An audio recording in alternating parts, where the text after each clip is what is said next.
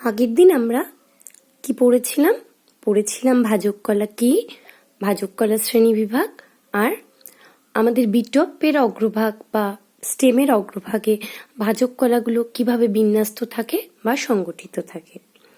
আজকে আমরা পড়ব কি মূলের শীর্ষ অর্থাৎ মূলের অগ্রভাগে ভাজক কলাগুলি কিভাবে সংগঠিত থাকে। আগের দিন দেখো আমরা কাণ্ডের অগ্রভাগে ভাজক কলার সংগঠন সংক্রান্ত কয়েকটা থিওরি বা মতবাদ পড়েছিলাম।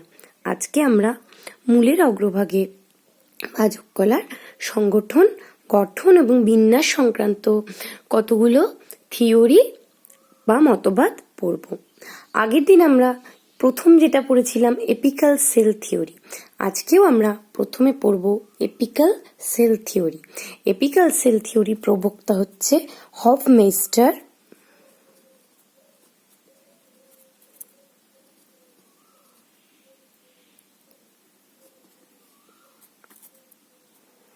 আর ন্যাগেলি। হফমেস্টার ও ন্যাগেলি এই থিওরি বা মতবাদের প্রবক্তা। তার আগে একটা কথা বলি, আমাদের যেটা মূল বা মূলের শীর্ষভাগের সামনের দিকে একটা রুট ক্যাপ থাকে। মূলের শীর্ষভাগের সামনের দিকে একটা রুট ক্যাপ থাকে। এই রুট ক্যাপটাকে আমরা বলি মনোকটের ক্ষেত্রে এই রুট ক্যাপটাকে বলি ক্যালিপ্ট্রোজেন। মনোকটের ক্ষেত্রে এই রুট ক্যাপটাকে বলা হয় ক্যালিপ্ট্রোজেন। আর জায়কটের ক্ষেত্রে এই ক্যাপটাকে বলা হয় ডার্মাটোক্যালিপ্ট্রোজেন। জায়কটের ক্ষেত্রে এইটা ক্যাপটাকে বলা হয় ডার্মাটোক্যালিপ্ট্রোজেন। ঠিক আছে, এবার এপিক্যাল সেল থিওরিটা কি? এপিক্যাল সেল থিওরি হচ্ছে একটা থিওরি, এটা হফমেস্টার এবং ন্যাগেলি দিয়েছিল। তাদের মত অনুসারে একটা রুটের অগ্রভাগ বা মূলের অগ্রভাগ একটা মাত্র টেট্রাহেড্রাল সিঙ্গেল সেল দিয়ে তৈরি।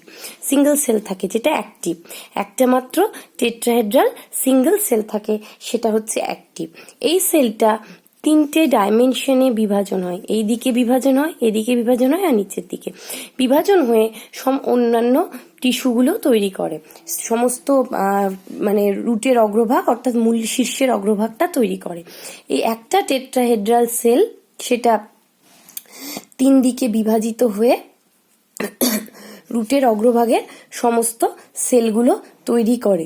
রুটের অগ্রভাগের সমস্ত সেলগুলো তৈরি করে। ঠিক আছে, কিন্তু দেখা যাচ্ছে এই থিওরিটা আগের দিন বলেছিলাম লোয়ার গ্রুপ অফ প্ল্যান্টসের ক্ষেত্রে প্রযোজ্য হলেও হায়ার গ্রুপ অফ প্ল্যান্টসের ক্ষেত্রে এই থিওরিটা প্রযোজ্য নয়। হায়ার গ্রুপ অফ প্ল্যান্টসের দেখা যাচ্ছে এই রুট অ্যাপেক্স বা মূলের অগ্রভাগের বিভিন্ন কোষ তৈরি করতে, যেমন এপিব্লেমা বা বিভিন্ন কোষ তৈরি করতে বিভিন্ন সেল প্রয়োজন হয়, একটা সেল থেকে হয় না। তাহলে এই থিওরিটা, এই মতবাদটা গ্রহণযোগ্য নয়, এই মতবাদটা নস্যাৎ হয়ে যায়। এপিক্যাল সেল থিওরিটা মান্যতা প্রাপ্ত হয় না হায়ার গ্রুপ অফ প্ল্যান্টসের ক্ষেত্রে। এর পরবর্তীকালে যে থিওরিটা আসে সেটা হচ্ছে হিস্টোজেন থিওরি। এটার প্রবক্তা হচ্ছে হ্যানস্টেন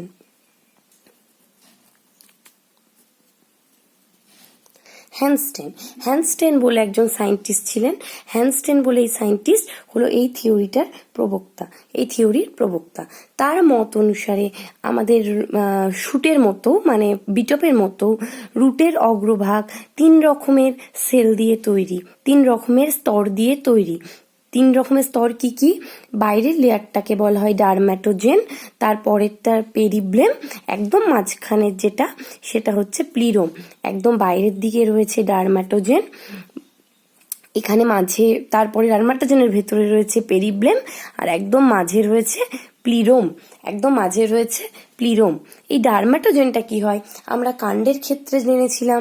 এই ডার্ম্যাটোজেনটা থেকে সবচেয়ে বাইরের লেয়ার যেটা এপিডার্মিস তৈরি হয়। এখানে এই মূলের ক্ষেত্রে সবচেয়ে বাইরের লেয়ার অর্থাৎ এপিব্লেমাটা তৈরি হয় ডার্ম্যাটোজেন থেকে। তাহলে কি তৈরি হচ্ছে? সবচেয়ে বাইরের লেয়ার বা এপিব্লেমা। দেখো লিখেছি এখানে এপিব্লেমা তৈরি হয়। এরপরে লেয়ারটার নাম হচ্ছে পেরিব্লেম। এরপরে লেয়ারটার নাম হচ্ছে পেরিব্লেম। এই পেরিব্লেম থেকে কি তৈরি হয়?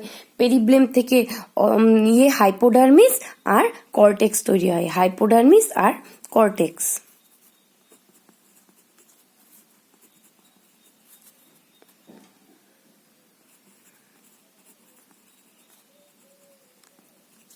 হাইপোডার্মিস আর কর্টেক্স তৈরি হয় পেরিব্লেম থেকে।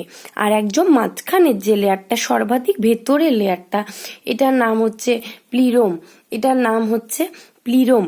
এই লেয়ারটা থেকে সাধারণত জাইলেম, ফ্লোয়েম এবং পিত, জাইলেম, ফ্লোয়েম এবং পিত তৈরি হয় এই লেয়ারটা থেকে।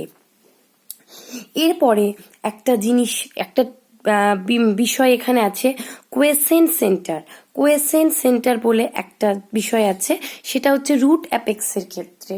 রুট অ্যাপেক্সের ক্ষেত্রে ক্লজ বলে একজন সায়েন্টিস্ট এটা সম্পর্কে ধারণায়, কোয়েসেন্ট সেন্টার সম্পর্কে ধারণা দিয়েছিলেন ক্লজ বলে একজন সায়েন্টিস্ট। তিনি কি বলেন যে এই রুটের অগ্রভাগে একটা ঠিক মানে রুট ক্যাপটার জাস্ট ওপরে মেরিস্টেমেটিক টিস্যুগুলো আছে, তাছাড়া একটা এরিয়া আছে, অনেক মেরিস্টেমেটিক টিস্যু আছে রুট ক্যাপটার বা ক্যালিপ্ট্রোজেনের অগ্রভাগে। কি বলে, মেরিস্টেমেটিক টিস্যু ছাড়া একটা কাপ শেপড এরিয়া থাকে। কাপ শেপ যেটা ইনঅ্যাক্টিভ, যেটা কাপ শেপড এরিয়া থাকে, যেটা ইনঅ্যাক্টিভ। এখানে ডিএনএ, আরএনএ, প্রোটিন, মাইটোকন্ড্রিয়া সবই খুব কম পরিমাণে থাকে এবং ইনঅ্যাক্টিভ অবস্থায় থাকে, খুব কম পরিমাণে ইনঅ্যাক্টিভ অবস্থায় থাকে। এই এরিয়াটাকে বলা হয় কোয়েসেন্ট সেন্টার। ক্লজ বলে একজন সায়েন্টিস্ট 1961 খ্রিস্টাব্দে এই কোয়েসেন্ট সেন্টারের ধারণাটি দিয়েছিলেন। কাপ শেপড এই স্ট্রাকচারটি হলো কোয়েসেন্ট সেন্টার। এবার এই কোয়েসেন্ট সেন্টারটা নর্মালি ইনঅ্যাক্টিভ থাকে। এর মধ্যে ডিএনএ, আরএনএ এবং প্রোটিন খুব কম পরিমাণে থাকে এবং এটা নিষ্ক্রিয় অবস্থায় থাকে। কিন্তু পরবর্তীকালে যখন কোনো সময়ে যখন এই এরিয়ার বাকি এরিয়ার সেলগুলো কোনো কারণে নষ্ট হয়ে যায় বা ডিফেক্ট হয়ে যায়, তখন এই সেলটা, এই কোয়েসেন্ট সেন্টারটা অ্যাক্টিভ হয় এবং এই এরিয়ার সেলগুলোর যে ডিফেক্ট হয়েছে সেগুলো রিপেয়ারিং করতে কাজে লাগে। এরপরে আর একটি মতবাদ, যেটি হচ্ছে কর্পার কেপ মতবাদ। কর্পার কেপ মতবাদ হচ্ছে মূলের অগ্রভাগের ভাজক কলার বিন্যাস সংক্রান্ত আরেকটি মতবাদ। এই মতবাদের প্রবক্তা হলেন স্কিউপ। স্কিউপ 1917 খ্রিস্টাব্দে এই মতবাদটি দিয়েছিলেন। তার মতে কি বলছে যে এই মূলের অগ্রভাগের সেলগুলো প্রথমে ট্রান্সভার্সলি ভাঙে। ট্রান্সভার্স বিভাজন কি করে হচ্ছে? এটা যদি আমি একটা সেল ধরি, এটা প্রথমে এরকম সোজাসুজি ট্রান্সভার্স ডিভিশন হচ্ছে, ঠিক আছে। এরপরে পরবর্তীকালে লঙ্গিচুডিনাল ডিভিশন হয়, মানে এরকম। তাহলে ওপরে একটা প্রথমে ট্রান্সভার্স ডিভিশন হয়ে ওপরে একটা সেল হলো, নিচে একটা সেল হলো, তারপরে লঙ্গিচুডিনাল হয়ে ওপরে সেলটা আবার দুভাগে ভাগ হলো, নিচের সেলটা দুভাগে ভাগ হলো। এইভাবে করে ওপরের সেলটা অনেকটা ইনভার্টেড টি শেপটের ডিভিশন হয়। ইনভার্টেড টি মানে এরকম, আর নিচের সেলটা নর্মাল টি শেপের ডিভিশন হয়। উপরেরটা ইনভার্টেড টি আর নিচেরটা হচ্ছে নর্মাল টি শেপের ডিভিশন হয়। এখানের ক্ষেত্রে এই যে বাইরের দিকে যেটাতে নর্মাল টি শেপের ডিভিশন হচ্ছে নিচের দিকে, এটাকে বলা হয় কেপ, ঠিক আছে। আর উপরের দিকেরটাকে বলা হয় কর্পার। নিচের সেলটাকে বলা হয় কেপ, উপরের সেলটাকে বলা হয় কর্পার। স্কিউপ এই থিওরিটা দিয়েছিলেন, ঠিক আছে।